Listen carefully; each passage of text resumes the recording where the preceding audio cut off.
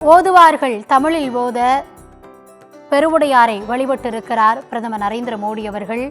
வாரணாசியிலிருந்து எடுத்து வரப்பட்ட கங்கை நீரை கொண்டு கடவுளுக்கு அபிஷேகம் செய்யப்பட்டிருக்கிறது. தொடர்ந்து அவர் அங்கு வழிபாடு நடத்திய அந்த காட்சிகளை நாம் பார்த்தோம். அது மட்டுமல்லாது கங்கை கொண்ட சோழபுரத்தின் சோழீஸ்வரர் ஆலயத்தின் பெருமைகளையும் அந்த கட்டட சிறப்புகளையும் அவர் பார்வையிடக்கூடிய அந்த காட்சிகளையும் நாம் பார்த்து வருகிறோம். தொடர்ந்து பல்வேறு நிகழ்வுகள் திட்டமிடப்பட்டிருந்த நிலையில் ஏற்கனவே புகைப்பட கண்காட்சி பார்வையிட்ட பிரதமர் மோடி அவர்கள் தற்பொழுது சோழீஸ்வரர் ஆலயத்தில் அந்த மண்டபங்களை பார்வையிட்டதற்கு பிறகாக வழிபாடை நடத்தி முடித்து இருக்கிறார்.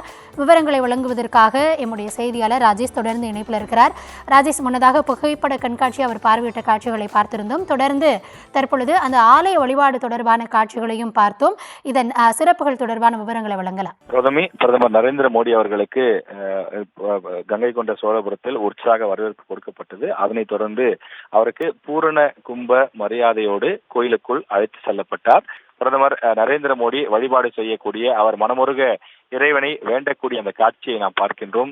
பெருவுடையார் என்றும் பிரகதீஸ்வரர் என்றும் சிவபெருமான் பல பெயர்களில் அழைக்கப்படுகின்றார். எனவே இங்க இருக்கக்கூடிய உள்ளூர் மக்கள் சோழ பெருமகனால் கட்டப்பட்ட இந்த ஈசன் பெருக்கோயிலை தொடர்ச்சியாக அவர்கள் வழிபாடு செய்து வருகின்றார்கள். அந்த சிறப்புமிக்க கோவிலில் பிரதமர் நரேந்திர மோடி அவர்கள் குறிப்பாக ராஜேந்திர சோழனுடைய 1000வது ஆண்டிலே அவர் வழிபாடு செய்யக்கூடிய அந்த காட்சியை நாம் பார்த்து கொண்டிருக்கிறோம்.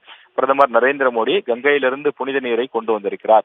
ராஜேந்திர சோழன் எப்படி கங்கையை முழுமையாக வெற்றி கொண்டு அங்கிருந்து புனித நீரை கொண்டு கங்கை கொண்ட சோழகங்கம் ஏரியை உருவாக்கினாரோ, இந்த கோவிலை உருவாக்கி கங்கையினுடைய புனித நீரை கொண்டு அபிஷேகம் செய்து அவர் வழிபட்டார் என்பது வரலாற்று ஆய்வாளர்கள் சொல்லக்கூடிய விஷயமாக இருக்கின்றது. எனவே அவருடைய பாணியிலேயே பிரதமர் நரேந்திர மோடி அவர்களும் தன்னுடைய தொகுதியிலிருந்து கங்கையினுடைய புனித நீரை கொண்டு இங்கே அவர் ஊற்றி அவர் அபிஷேகம் செய்திருக்கின்றார்.